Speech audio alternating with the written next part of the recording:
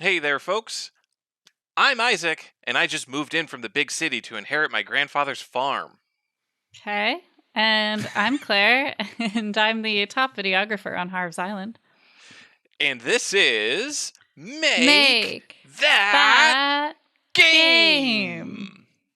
where we pitch the latest The greatest new video game ideas. that aren't ever gonna get made.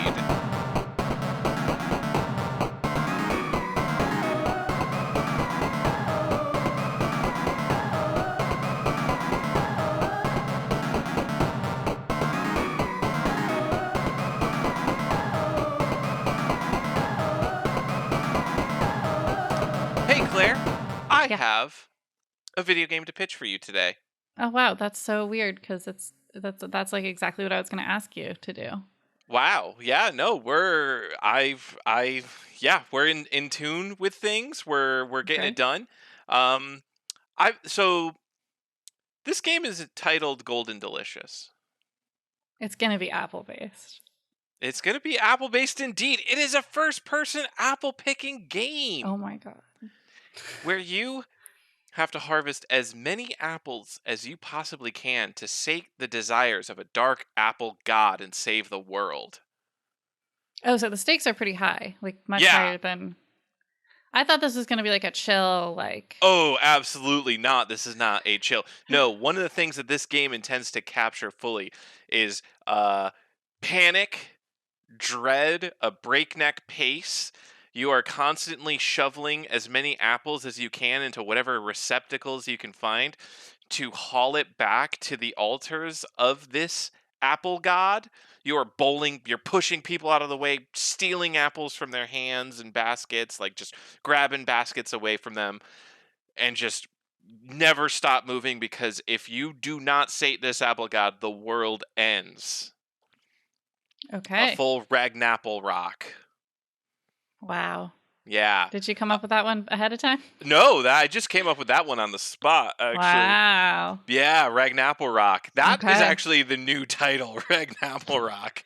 Golden Delicious was a working title, but now this is a real game called Ragnapple Rock. I wonder if that's like a trademark infringement or if because you put the apple in the middle you're like all good. No, it's fine. Yeah, there's a couple games called Ragnarok, Ragnarok Online, God of War, Ragnarok. Well, So they probably have to pay for that. Or I guess Ragnarok that's just a Ragnarok's place. like a mythological thing. It Yeah. would be So like never mind. So yeah, you can. I was just thinking because of Thor, but it's like no, that's because he's a Norse god just like anything else.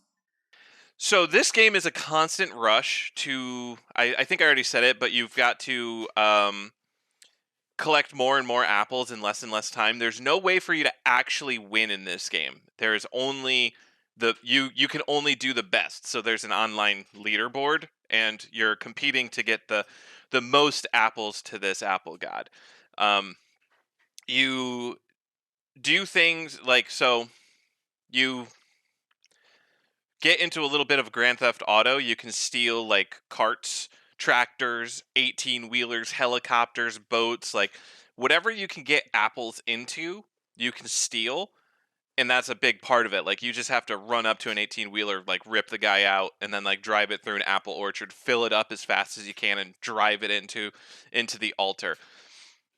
Um, if you get pumpkin spice lattes and ciders, they give you or apple ciders, they give you the energy that you need to keep going. Like they'll give you a speed boost This for is a the period of time. question. Sorry, this is an unrelated question, but can there be ciders that are not apple?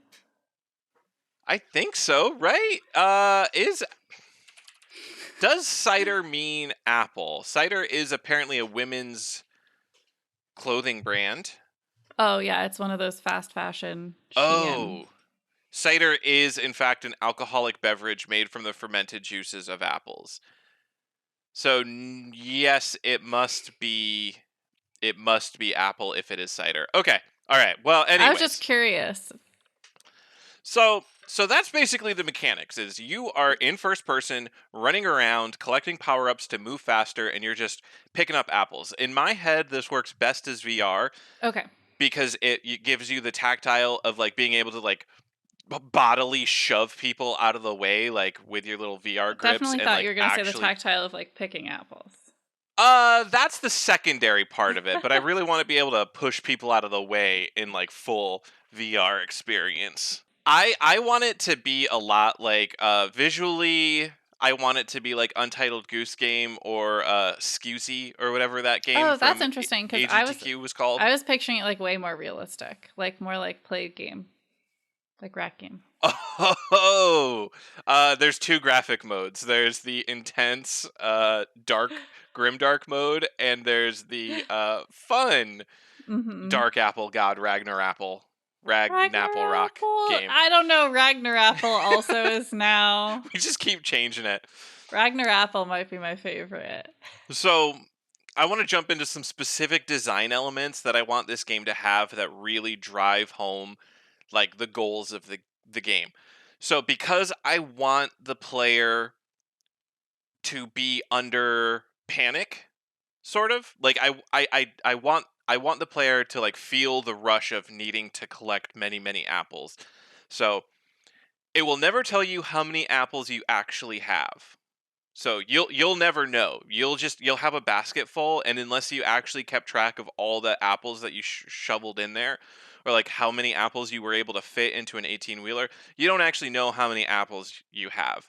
You also will never know exactly how many apples you need at any particular junction in the game. Like at first, you give one apple to the altar, and the god is sated, but then it demands more, and then you have to get like, do you get three? Do you get a five? Do you get a bushel, a Oh half no, bushel, this a feels like a peck? quest from Evermore, the theme park. Yeah.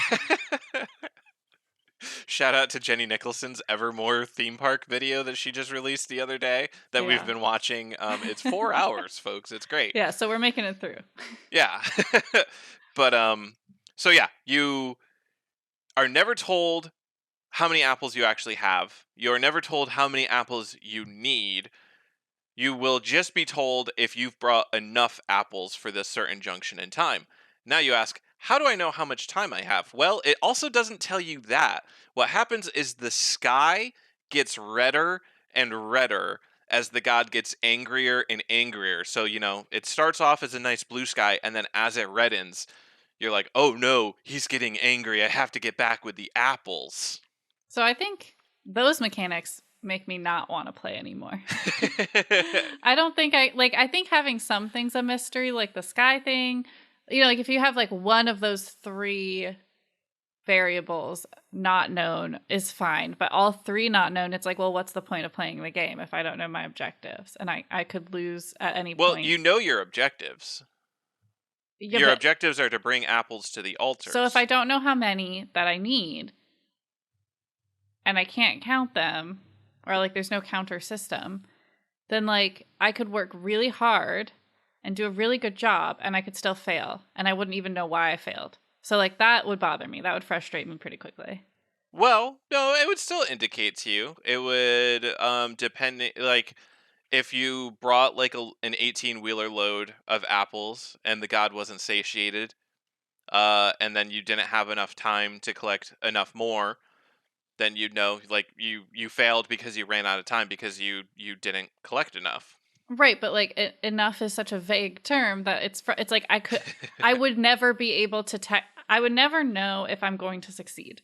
So what's the And that point is of the playing? that's sort of the point is I'm trying to impress this feeling of dread and panic into the player using the game mechanics. And in this case it's as simple as it's not really even the mechanics, it's actually just the UI is how Well, this feeling is being imparted to the player. yeah, I just think you need at least one known variable or else it just would be too frustrating. The sky thing I think you need to keep. That's very cool for the timing. And that I think implies a lot of dread. Like if you know you need like 5,000 apples and the sky starts to darken and you have 10, then like that's a feeling of dread, right? But like if you don't know how many you need, you might just go with those 10. And then they're going to be like that's not enough and you're like, "Okay." So now this leads into like the final like core design impact is that the altars that you need to deliver the map to. So this is a fairly big map that eventually gets you to the point of like stealing helicopters and like shipping boats and stuff. But no matter where you are in the map, there is always a alter an altar within a relatively short distance. Like no matter where you are, if you know where the closest altar is, the most you have to run is, let's say, 30 seconds or a minute.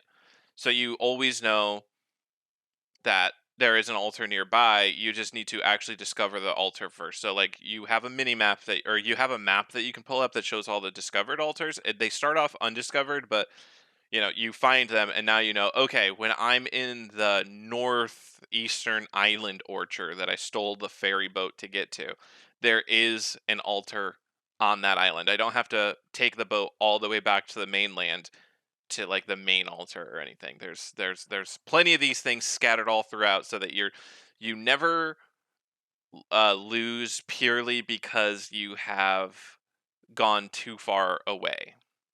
Yeah, I kind of anticipate with this kind of game that you'd have the hardcore types who see the leaderboard and are like, I must get on it.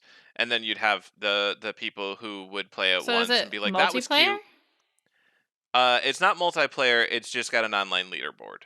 Oh, okay. So like your score, like how many apples you returned and how long you lived, or how long you kept the world safe, get posted to an online leaderboard. So when you first load it up, you see like the best players. So like when you inevitably fail because there is no winning this game, your score comes up and it says you survived 25 minutes. You brought 65,000 apples.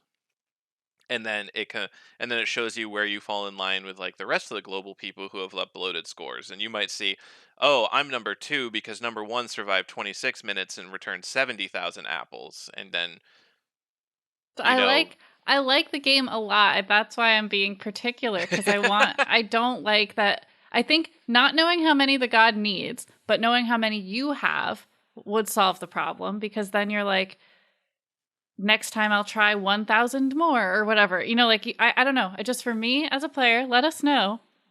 Email us in the comments. yeah, How do let you us feel know where about you it? fall. I'll post a poll when we release this Great. episode, Because I is what just feel I'll like do. I need to know at least one of the variables, and I don't think I need to know time. I like the sky method, and I Hmm. think I don't think I necessarily need to know how many they need, because that also does add stress. You're just going to try to get as many as possible, but I think I need to know how many I have. I think that's my theory in this game. Okay, all right, yeah, we'll put it up to a poll. We'll let the listeners Yeah. decide.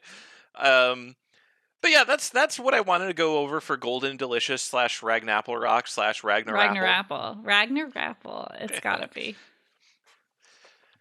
All right, Claire. Well, that was my game. Do you have a game to pitch to our beloved audience this I week? I don't. I'm sorry. I don't. Oh, But oh but no. I do have a question Oh, for Claire asked the question. okay. That's related to this. So I just had, I don't know, I thought about it a lot this week, my game pitch, like usual, or Okay. and usually something will come to me, but nothing did. And I just feel like I wanted to ask you, because you always have some pretty interesting games. How do you come up with a Ragnarapple. game idea? That's the question. So okay. A lot of the time, so I have a couple different ways of doing it. I either am playing a game and I focus on one specific mechanic within that game, and then I think like, hey, what if I built an entire game like off of this? I can't remember the last time I've used an idea like that on the podcast, Wasn't but it like like there's the a ice couple. game? Yeah, well, the ice game That one stands out. actually, the ice game came to me because I guess it is sort of that, and I expanded it to like all the different ice level mechanics that I hate, because or that people I assume people besides me hate these ice mechanics. I forget what game I was playing at the time, but there was like a slippery slidey part. Oh wait, I think it was Subnautica because of the cold.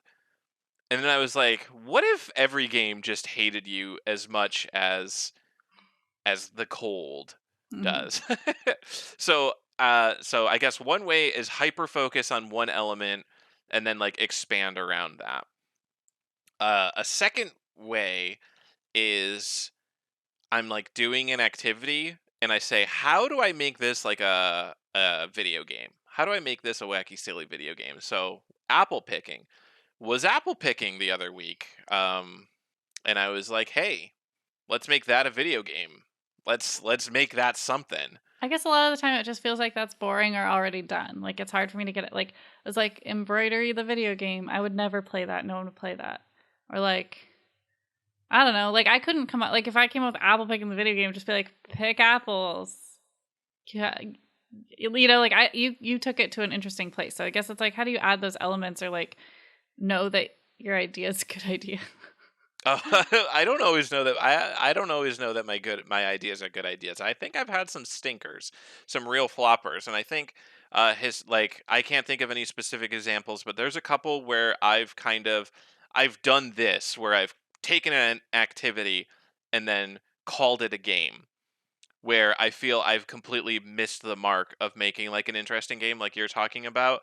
Um, where I have basically just described, oh, you're going to do the activity but in a video game, which is a Right. niche that people do. So there's like Gundam building simulator, like model building simulator, where like you have to it's a real game. You clip parts off of a sprue and like you glue them together and stuff. And it's literally just I'm doing the activity but in a video game. There's like Power Yeah. Wash Simulator. I'm doing the activity of power washing but in a video game. There's a niche for that, but you have to pick specific activities that kind of have something going for them where like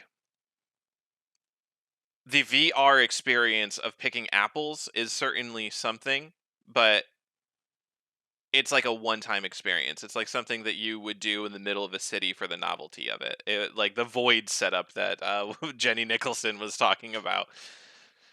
That would be an interesting thing. Oh, pick apples in the city, but you don't have to drive out to to the rural area. You can do it in some warehouse near the docks. Oh my gosh, and they should give you get like an apple, like a bag of apples at the end. Like they've like shifted like apples. Yeah, and like they like pin them to like constructed trees that they've mapped into the game Oh, world. no, I was thinking you would like pick virtual apples, but then at the end they'd be like, "Here's your apples that you Oh, picked." that could work too. Yeah. Uh well, actually yeah, because they would have to actually map the apples into the game, which would require like little sensors and whatever on them. So they can't be So real apples. yeah, you would at best be able to have like rubber balls with them on it, so that they would actually be able to interact with the hand. But yeah, completely virtual, and at the end they go, "Oh, you've picked a bushel. Here you go."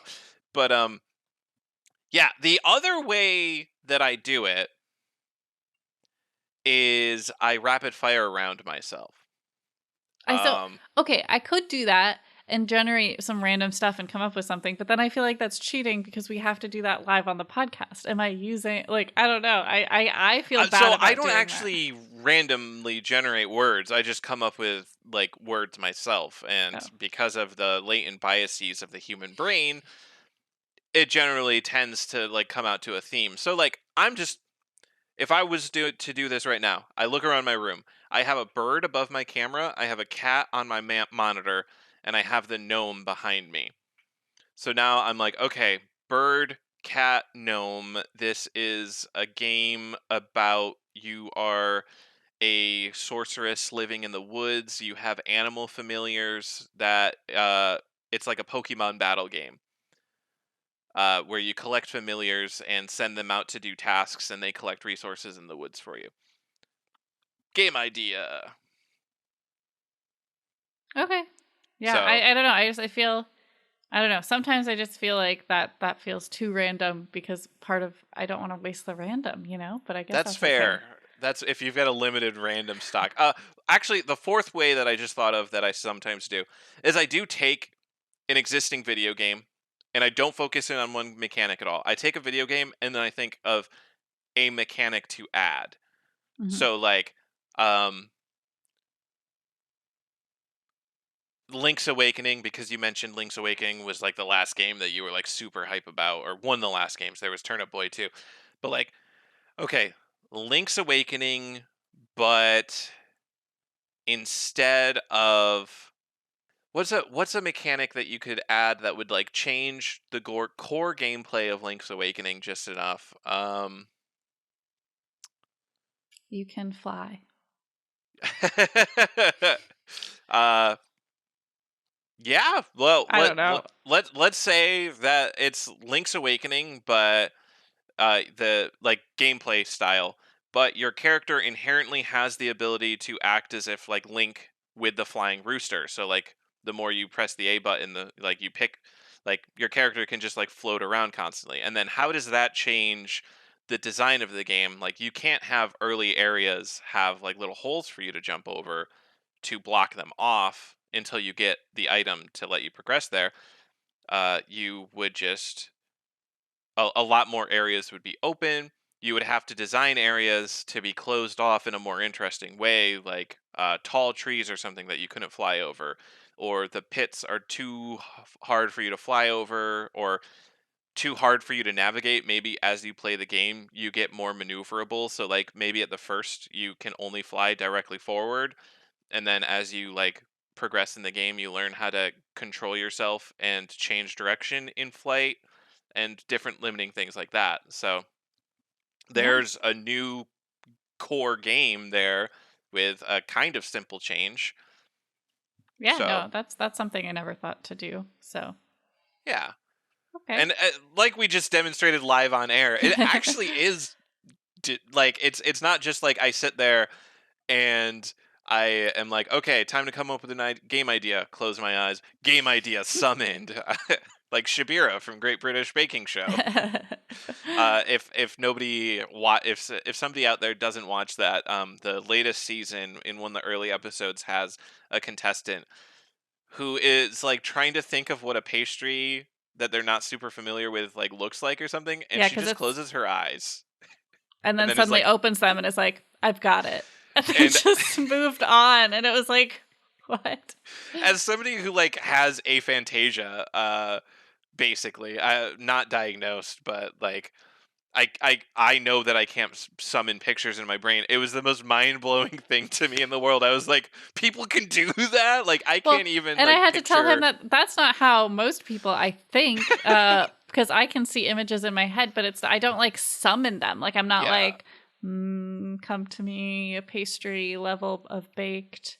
Got there's it. Like another poll. It's not game related, but no, like but maybe I like just make that poll. I'm like, can you summon images in your brain? Can you do that? yeah, I don't know. Anyway, so that was interesting. Yeah, I think that gives me a lot of new tools to create game ideas. So because usually it Yeah, literally was just like something happened that week, and I would be like, that could be a game, you know. And so now I have 3 other ways to do it. yeah. All right. Well, that's our. I that was a surprise question, so we can still see it if Isaac wants to ask a question. For Isaac, ask a question. I do have a question. Oh, okay. Okay. All right. So, this is going to be like a role playing question. Play a role here. All right. Okay. You've just been put in charge of your favorite game series. You're making the next Oh entry God, in the I series. don't want to. As the designer, That's so right? scary. Okay. How different are you do you feel you are required to make it the game from the previous series entries in the series that you would yourself like enjoy playing it? All right, so Whew, some okay. game series are like, all right, we are basically identical. We have done some slight changes, like, oh, we've got a new graphical thing. Like the levels and story are different, but the gameplay itself is like basically the same as the last time you played this. And maybe we've added like a new subsystem, like crafting or something. Pokemon introduces new Pokemon, and they often try to introduce like a new mechanic that often, and I know listener Megana probably has opinions on this too, often feel a little hacked on. Oh, she does. Um, She has a PowerPoint on this, so I know, but Yeah, how different are you going to make the next game in this series? Are This you is going to tough. just plop down the previous game and change the dressing, or are you Okay. going to go whole hog and like redesign everything from scratch, So I just or need to middle ground? I just want to like clarify like what series is versus like updates, right? Cuz like Link's Awakening, so the Link series would be like Link's Awakening, it would be like Breath of the Breath of the Wild, Wild, the Link one to the with Past. yeah, all the okay. So that's the series and then like you can Yes. revamp those games, but like you're not talking about that. You're talking about No. like progression. So Like the a Link new entry entirely. yeah, So let's say you're put in charge of Legend of Zelda. You're making the next. a And Legend of Legends of Zelda. Zelda, I feel like does do very different games, like across the board. Sometimes, yeah. Breath of the Wild, huge departure from previous games. Kirby to Kirby Forgotten World, big departure from earlier Was games in the it? series. I feel like it wasn't. Well, I mean, think about Star Allies versus Yeah, like I you've think. completely changed. It's gone from a 2D game to a 3D game. Yeah, but other than that, it's not that different. That's just the Okay, dressing, right? Like really, I would say that that's a lot more than just the dressing I don't think so. because The 3D part, it's only visual. It doesn't really impact gameplay. in Forgotten Land, Yeah, uh, but like you can explore so being able more. to like run circles around enemies versus an enemy is in front of you and your choices are to fight through it or jump over it. I mean, jumping over it to me is the same as running around. Like it's like a flavor. It's I don't know. To me, it's not a Okay, big that's difference. interesting. It's not a That big is difference. interesting. See, this is why we have this podcast Yeah, because we have completely different ideas on game design. yeah. And another potential poll subject. Wow. I think for me it's like start out like Kirby Forgotten Lands. What it added that changed it more was a little richer story and a little more challenge. Like it's harder. It's harder to play. Okay. Um, in a good way. So anyway, but the making it 3D to me is just like that's like icing. That's so cool. That's fun, but it's not the cake. It's not the So main I have event. I have a question within a question Oh for you. no, I didn't even get to answer the first question No, yet. no, yeah, yeah. This is going to be a small diversion. Did you see me real quick? I those on YouTube just saw me. I was literally going to adjust my glasses that aren't on my face. So just wanted to point that out to the crowd. Amazing. Anyway, continue. Okay, so you've played Super Mario? Yeah. Okay. Is Super Mario and Link's Awakening, would you say that the gameplay like is just dressing between the two No, they're because completely different. okay. They're completely Okay. different. Because Mm, Super Mario, you travel through different like worlds and like complete tasks within that world. Whereas Link's Awakening is an open world game for the most part. The only things that are not available to you are things that you can't physically access because you haven't achieved certain goals. So like you're talking to people, you're meeting NPCs, you're entering dungeons and you're exploring an open world. Whereas in Super Mario Brothers, yes, you can go back and forth between levels, but it's not really open world. There's no dialogue, there's no overarching really. I mean, there is a story, I guess, but it's like very buried under gameplay. Like it's more about playing the game and less about the story. okay. All right. Interesting. All right. Well, moving you're, on. you're just like we have different brains. Anyway. Yeah. But to your first question, so thinking of it that way, I would say I want it to be I would do a more of a light update because I'm going to link this to TV and I've told you this before. I don't like when TV series surprise me. Like I hate it. With the exception of a musical episode, because we can always have a musical episode. I will not be mad Okay. about that. Although some are definitely better than others.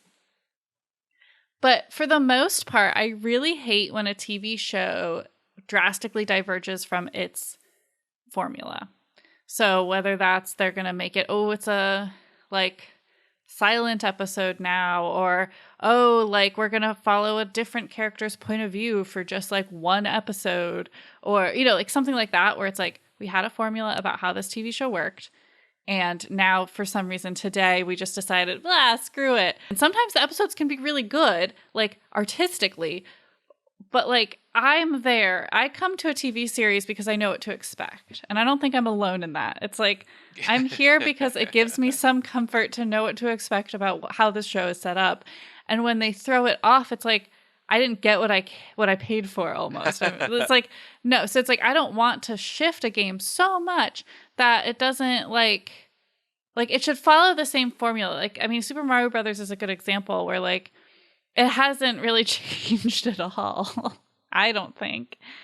In the iterations that I've played, it's very, very similar to each other, but it can look different. It can have new elements. It can have new powers, but it's gonna be the game you signed up for.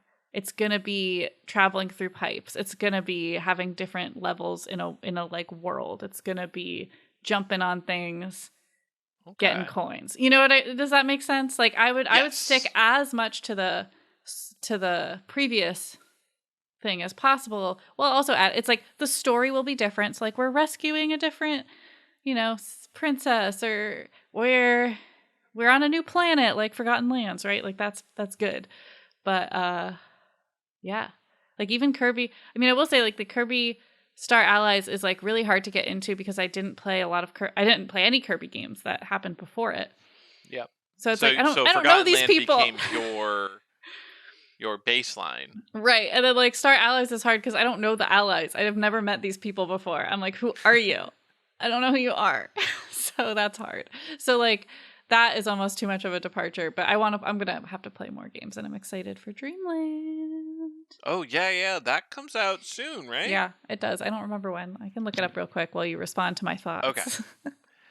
Okay. Well, I mean, I've said it enough, but I am very surprised that you don't see Forgotten Land as a large departure from previous Kirby entries just on the core thing. You swallow a power, you get the power. That's What? Kirby. I don't know. I guess, but that's not the only element of it, you know? Like the 3D plane of movement compared to the 2D plane of movement, I feel is a massive change up. I don't know. Left, right, and jump is the only way that you can interact with the environment and Which or like you can I mean, move. is is the little that stick that different from left, right, up, down? Like, no, it's not. I mean, okay, all right. And I would say So, a lot of the Kirby game, even though it's 3D, is like set up on a plane. Like it is not really open world. You can't just go anywhere. There's like 2 levels where you can do that, and other than that, it's very much like again, it feels more like dressing, like special, fancy, nice dressing, but it's still like the core gameplay is still the same to me. I delineate. I think the difference is I delineate the core, like the gameplay more granularly, I don't and know. like it seems like you bunch it up to move, jump, suck, whereas like I we need we need merch. We need merch with Kirby on it, and it says "Move Jump." I think having Kirby on it would be difficult due to licensing, but if we just had a shirt that says it's move, it, jump, suck, we can or make like even it's like the Jim Bro shirt where it's like move and jump and suck. and there's like a maybe we can make it like Kirby colored. So like if you know, you know. Oh, if you know, you know. There we go. Perfect. Yes. Move, jump, suck. New tagline. That's going to be our first merch. We're going to figure that out. But anyways, okay, my Anyway. answer to the question. I I don't like when TV shows diverge, but I do like when games diverge. I don't so I get bored by games easily. I'm finding in my old age. If a game does not diverge enough from the game before it, I to some level feel like I've just paid $40 to $60 to play the game that I already had, with different like story or whatever. And like story does not carry a game completely for me. I can't really play through a game purely for for the story if I'm just doing the same thing that I did for the previous 80 hours of the previous game, if that makes sense. So, um, the Final Fantasy series diverges mostly in story. As of late, the latest entries in this series that I've played have diverged gameplay a little bit, but not significantly. It's weird. I have a huge gap in knowledge of Final Fantasy games. Like I played 1 through 6, and those are somewhat the same. I think starting with 4 or so, they went from pure turn-based combat to an active time battle, which was a big enough change, and it actually did bring some interest into it. So instead of like I tell fighter to attack, white mage to heal, thief to attack, and monk to attack or whatever, and then based on the speed of each character, they carry out those actions. Uh, Based on your speed, a little bar fills up, and when your bar fills up, you can give that character a command to attack. So, like, if your thief is way faster than the fighter, your thief's bar fills up faster and might be able to attack twice. I think that's an interesting mix-up to the gameplay. Changes things significantly. All right, let me play this 100-hour game over again, although it's not the same game anymore. So that's what gets me. Whereas if they are just like if they released Pokemon Red every year for 12 years, I would only have bought Pokemon Red. Uh, Gold and Silver, the only thing that they added was items, and like thinking back, if I wasn't an 8-year-old at that time, if I was like my current self, I'd be like, Uh-huh. okay, cool, my Pokemon can automatically eat berries when they get hurt. What an interesting change up. And then even with the modern games, like the things that they add, I talked about are like kind of weird, almost hacked on gimmicks. So like one game let you mega evolve your Pokemon, and then that was never really used again in future games. And all that did was like, oh, you can pick one Pokemon into the battle to take a turn to mega evolve, and then they become like a different type, have a different ability, have better stats. Interesting, but like that's not really changing up the core gameplay enough. It gives me a strategical decision in battle because you can only mega evolve one Pokemon, so you have to choose which one that you're going to mega evolve and like the relative strengths and weaknesses of the mega evolve form. And then the next game was like, here's Z moves, here's a special super powerful move that you can use. And it's like, okay, that's still the core gameplay hasn't changed at all. I can just every once in a while use a super powerful attack. And then it's just planning on when to use that attack in the battle. Hmm. And I actually don't know what the upcoming game's special It's that the gimmick is. I thought it was that the Pokemon can change types. So I think you're talking about the form system, I don't know. which No, they've no, had for no, the last couple no. games. Meganna said it's new. Let me pull up what she said. Meganna knows. Meganna's a Pokemon Okay. professor. Actually, so fun fact about guest Meganna, in film school, I filmed. I don't know if I've talked about this before. I filmed her. She pretended to be a Pokemon professor because for my editing class, we had to film an interview, and it could be anything. So I was like, I'm interviewing a Pokemon professor, and like she took it so seriously. She wore her lab coat. It is Good. just like Perfect. great. It was so good. And people really liked it in my class. They thought it was hilarious. So like it was good. So Meghana says the expert. No, we're talking about Animal Crossing. Meghana and I just text about video games. Okay, yeah, the new gimmick of this generation is Terra Stylizing. Terra Stylizing, where the Pokemon can actually change types, is what she said. That's all I got. Oh, interesting. Terra type, dual type becomes single type upon Terra stylizing. The move Terra Blast changes. Okay, this seems crazy. This might be a big change. All Oh right. boy. I'm gonna look into that, and I might have to eat my words. This might be a big change to the series. This might not just be a hacked on gimmick, or maybe they might not keep it going forward in games because they tend to go back to the core formula and then add one new thing.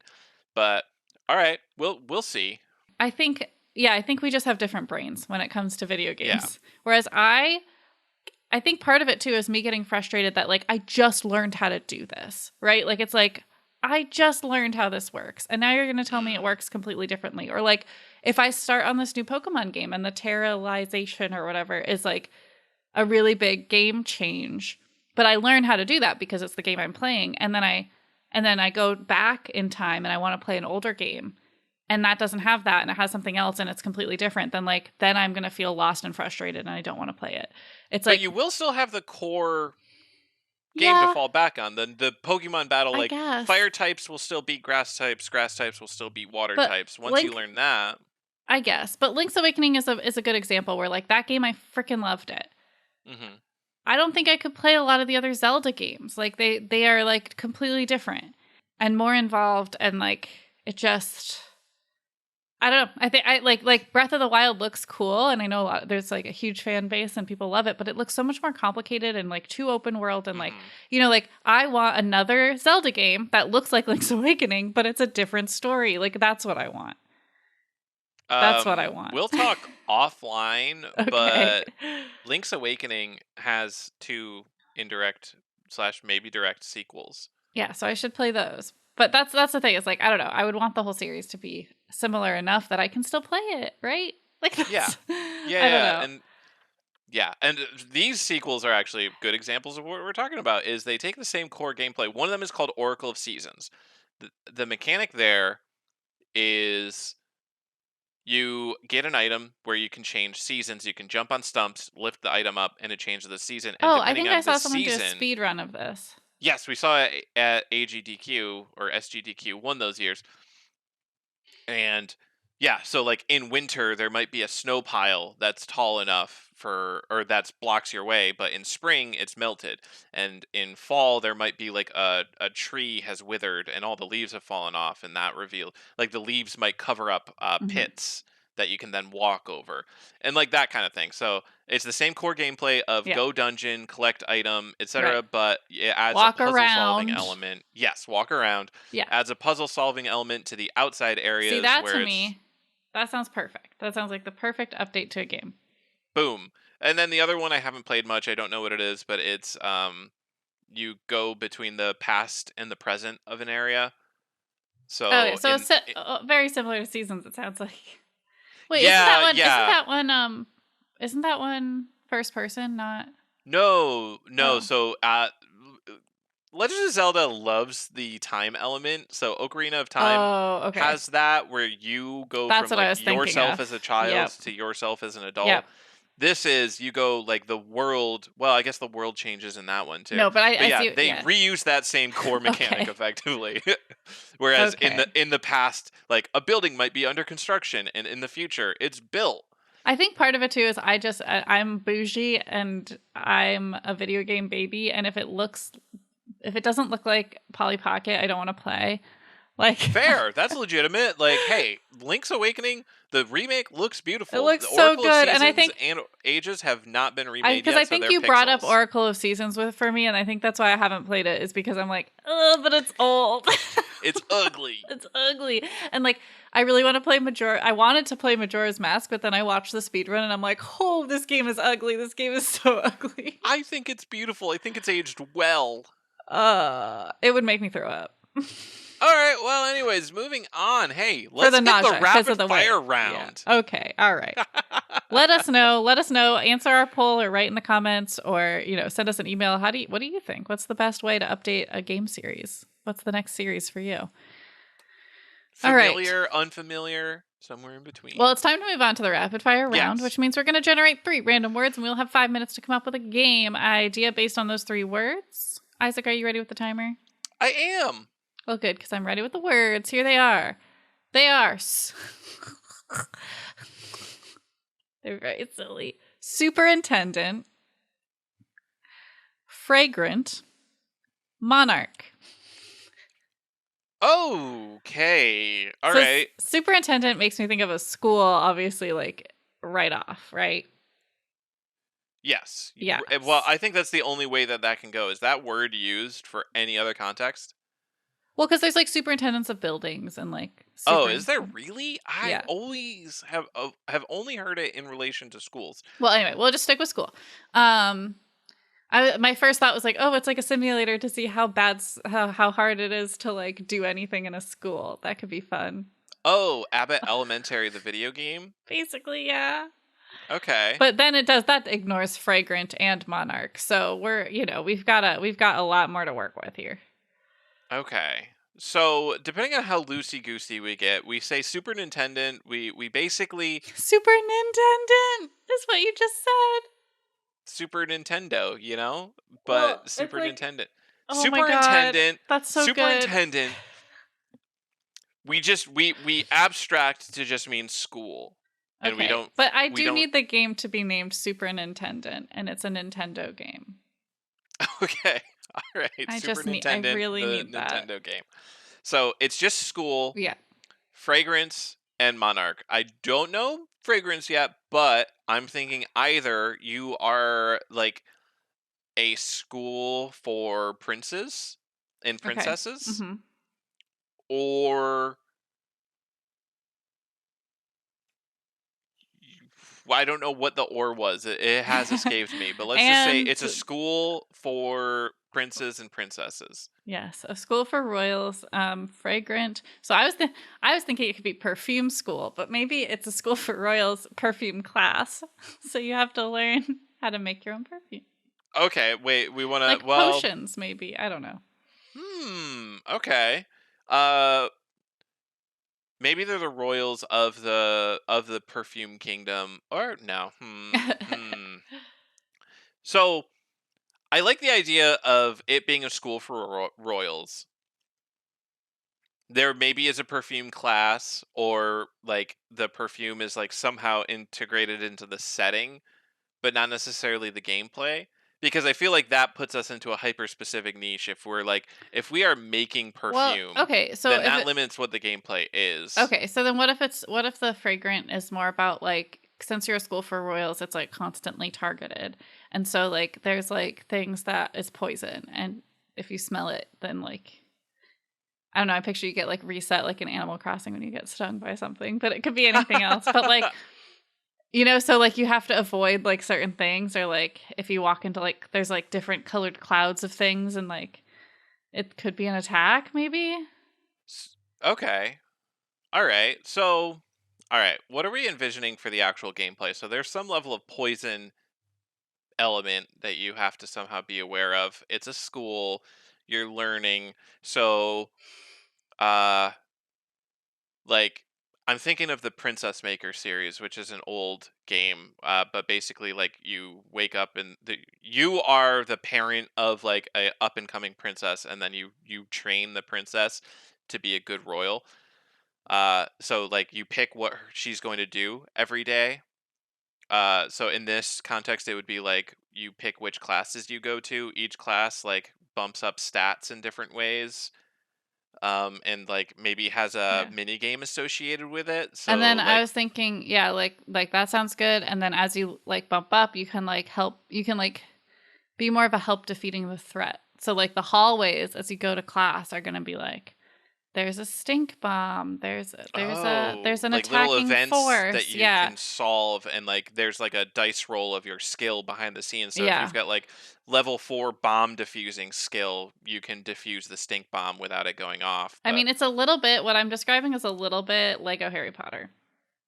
Um oh, it's a that little inspired okay. by Lego Harry Potter because you do attend classes in that. You learn new spells in the class and then you use those spells to like defeat challenges outside of class.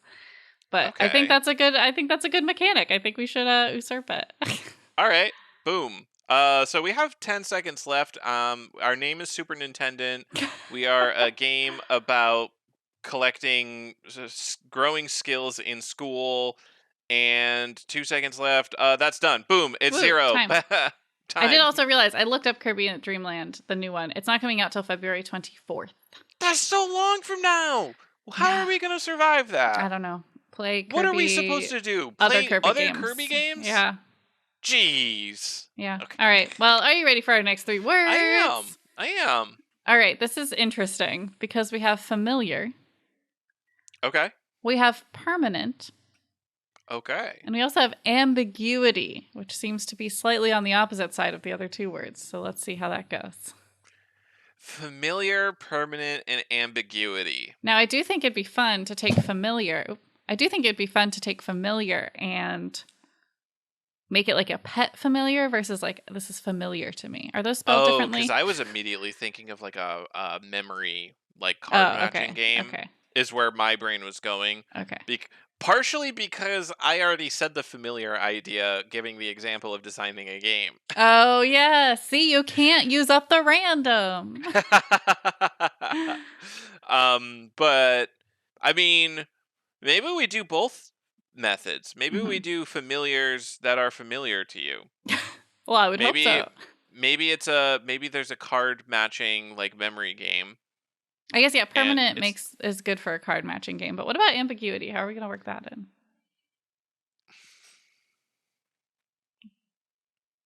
ambiguity. That's a hard one for a video game, I feel. It's like So here's the gameplay, I'm but it's trying to ambiguous. think. I'm trying to think of a way to combine card matching. So, like, you flip 2 cards. If they match, you keep them flipped. Right. If you don't match them, you flip them both over again, and then you pick 2 new cards. And now I know where the matches are when you do it eventually. Right. And I'm trying to combine that with Minesweeper Okay. for the ambiguity. So, like, Oh, there's okay. like null cards No, I've or got this. like I got bomb this. cards or something. So you play as a witch's familiar, and you're sent to Okay. different places to gather, like you said, like in the earlier game, I guess, ingredients or something, right? Okay. Resources. But like when you get to that place, it's like okay, there's like in order to collect them, you have to match them, and there's but the places are different. So like it's a field, and you have to there's like a grid of holes, and you have to dig into the holes. So it just like makes it a little more fun, and then you might, like you said, like hit a mine or hit like something that like you have to reset the whole level. It could be like opening boxes and like a storage, but like obviously they're a grid, so it's a little bit more fun, or like you spiced up the flipping cards game, and it has a little. But I like that. I think we nailed it. I think that's the game. Okay. All right. So, all right. Just to recap the gameplay. So you're a witch's familiar. You go to different zones. Different zones are like different levels with maybe different kinds of hazards, Mm-hmm. and then you have to figure out which areas are hazards and avoid them because there's some downside to those hazards, while also like revealing matches. Yeah. So And you then can't just blindly flip every single card and eventually be like, "Oh, look, I've done it." Because if you flip the bad cards too many times, you like are sent back to base as if you got stung by a scorpion in yeah. Animal Crossing and you haven't collected any resources or something. Okay, so that's the gameplay. The name. Mm-hmm. Collecting pet. The name is Collecting pet? Magic the Gathering. No, that was bold. We're doing it. It's card based. It's card based. It has magical creatures. You're gathering ingredients. Can we It's wait? perfect. Can it be Magic the Gathering? Wait, no, Magic, comma a gathering.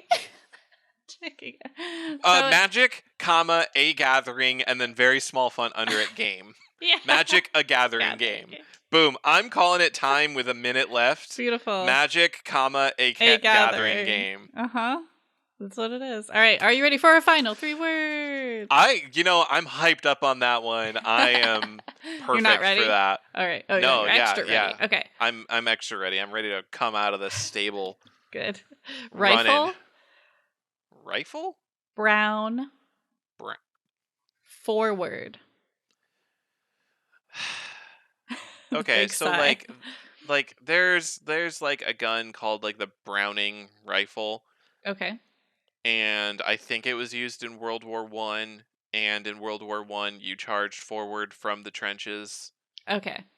shooting your rifle. Uh-huh. So that's what comes to my mind immediately. Let's see what you've got, because I've just made a generic first-person shooter. Yeah. Okay, well, what if it wasn't a first-person shooter? What if it was like tabletop historical war games, but a video game? Okay, all right. I love when this happens. I love incorporating my tabletop. But what if uh, also it was like kind of goofy, like a la Goose Game? Like this could be in the silly block where like I don't know. I don't know how the gameplay would make it goofy, but how like I'm picturing you just like have like this mass of like people who are your soldiers who kind of like move silly somehow. Help me out here. But So this game do does you? already exist. It's called Totally Accurate Battle Ugh, Simulator, damn it. and it's got lots of ragdoll physics, and you can have like T-Rexes fighting World War I See, that's soldiers and exactly what stuff. I wanted, and now it's already taken. So we're making Totally Accurate Battle Simulator 2, but we're not changing anything about it. No. Okay, what if we keep up with a completely different game? So it's brown rifle forward. So maybe brown is the color of a horse, and the horse can only go forward. It can't go side to side even. Okay. And Uh, you need to rifle through the town paperwork on your horseback. I don't know. wait. Okay. Wait. All right. So all right, let's say we do that. So you are riding the horse through The brown horse. the brown horse through the town, and You can't go backwards. okay, so it is a silly like ragdoll style game. It's you like lean down off your horse while staying on the Oh, horseback while it's good. constantly Yes. moving forward.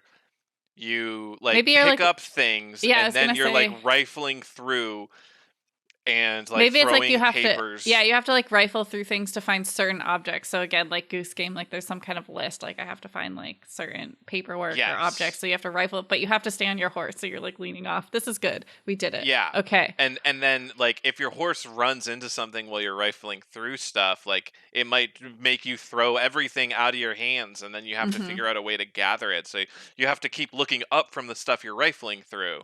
Yeah. No, this is good. All right. We are gonna call it. And now this is a piece. I want to be clear about the gameplay. This is a PC game where your Yeah. mouse.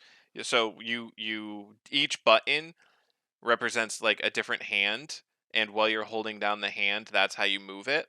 Okay.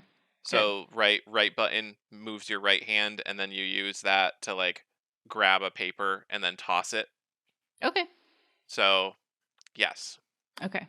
So it can be called horse. A horse. Horse is a horse. A horse is a horse. No, we need to Horse fit. famous. Horse auditor, because you're auditing the town. Is that why we didn't say why. That's why you're collecting the paperwork and rifling through it. Okay, I don't know if I would ever play a game called Horse Auditor, because that sounds like I'm auditing a horse. Not I'm riding a horse while auditing. Auditor. Okay, maybe the game is called Riding a Horse While Auditing.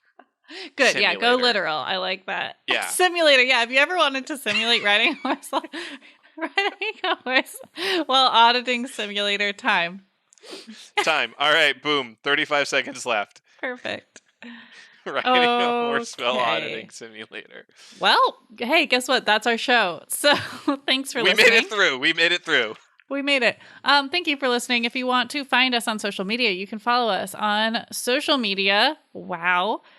We are on Twitter, Instagram, TikTok, and Facebook at Make That Game Pod. We are on YouTube at Make That Game. You can search our handle now. We have one of those. We have Please- it like a URL. It's youtube.com/@makethatgame, if I remember Slash right. at? Really? Yes. Is that how that works? Okay. That's yeah, weird. the handle is an Yeah. at. Yeah. So it's at Okay. Make That I don't Game. think I've ever put an at symbol in a URL before. So Apparently it's allowed. And yeah, if you just do Make That Game without the at symbol, nothing happens. Okay, so make sure you add the at symbol. Live Yes. large, try new things. The So you can find us there. Please subscribe. We would love that. Even if you don't watch us on YouTube, it helps a ton. And then also, if you want to leave us a review on iTunes, that helps a ton. You can always email us, makethatgamepodcast@gmail.com with any game ideas and things you want to tell us. We'd love to hear it.